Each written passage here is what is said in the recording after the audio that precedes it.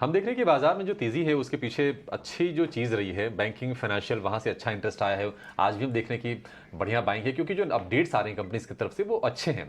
अब जब रिकॉर्ड ऊंचाई पर होते हैं तो कई बार ना पोर्टफोलियो चढ़ने का भी लोग सोचते हैं कि सही समय है, थोड़ा कुछ कुछ स्ट्रेटजी चेंज कर ली जाए। आपको लगता है कि बैंकिंग फाइनेंशियल को लेकर कोई व्यू बदलने की जरूरत है? पहले तो ये बताइए। और दूसरा, अगर बाजार में ब्राइट स्पॉट कौन से आपको दिख रहे हैं इस वक्त?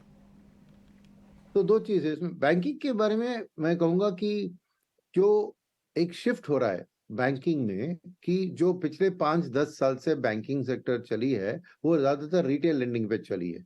इसलिए एनबीएफसी का भी अच्छा एक परफॉर्मेंस देखा आपने, बैंक्स का भी। पर आने वाले दिन कॉर्पोरेट लेंडिंग का वक्त है, क्योंकि कैपेसिटी क्रिएशन शुरू हो गया है।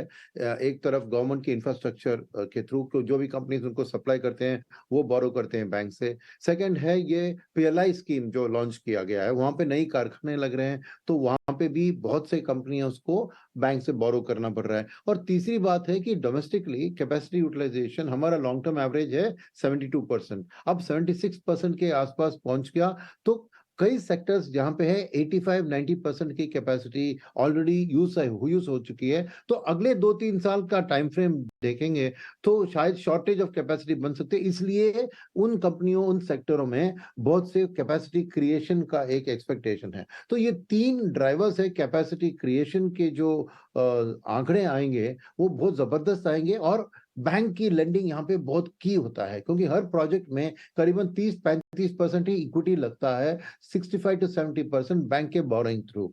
तो अब ये जो टाइम फ्रेम है, सेकेंड चीज क्या हुआ है ना, कोविड के कारण जो एक लॉन्ग टर्म एक सॉफ्टनेस इन इंटरेस्ट रेट्स थी, उसके कारण बैंक्स ने बहुत फायदा उठाकर लॉन्ग टर्म बोरोइंग एक बहुत सस्ते तरीके से उन्होंने ले लिया।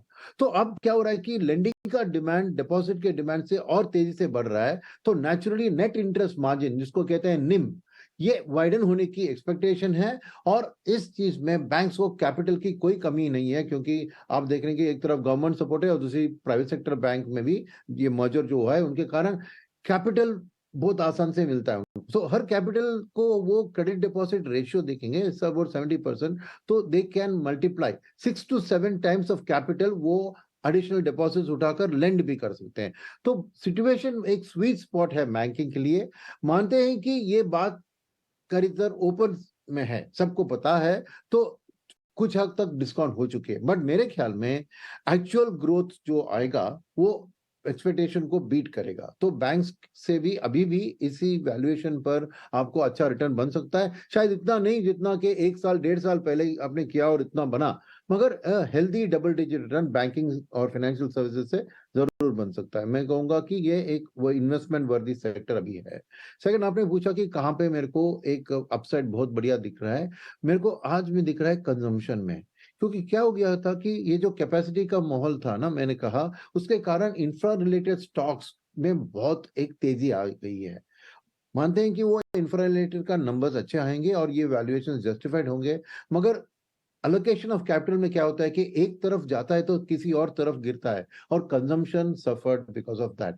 तो मेरे ख्याल में कंजम्पशन का जो बूम पोस्ट कोविड से ही मैं देख एंटिसिपेट कर रहे थे, वो अब आने लगा है। ऑटो के नंबर्स आप देखें, हाउसिंग के नंबर्स आप देखें, डिस्क्रिशनरी कंजम्पशन मेरे लिए सबसे बड़ा एक वैल्यूएशन एक्सपेंशन के लिए तैयार है। और अगले 2-3 साल में मैं समझता हूं कि incremental flow of capital consumption, discretionary consumption की ओर एक broader consumer durables, housing, auto, ये सब को मिलाकर देखेंगे तो मेरे लिए वहां पे आपको एक अच्छा वेल्थ क्रिएशन बन सकता है। जी।